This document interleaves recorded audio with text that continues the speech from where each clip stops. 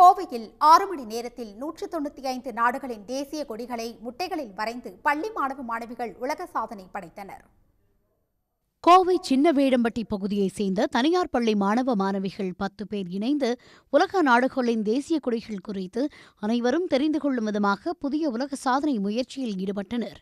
அதன்படி 10 பேரும் இணைந்து India, Pakistan, America, Britain, Germany என 195 நாடுகளின் தேசிய கொடிகளை 195 முட்டைகளின் மேல் பகுதியில் கலர் பென்சிலால் வரைந்தனர்.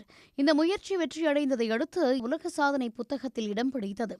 மேலும் சாதனையில் ஈடுபட்ட மாணவ மாணவிகளுக்கு பதக்கம் மற்றும் சான்றிதழ்கள் வழங்கப்பட்டன.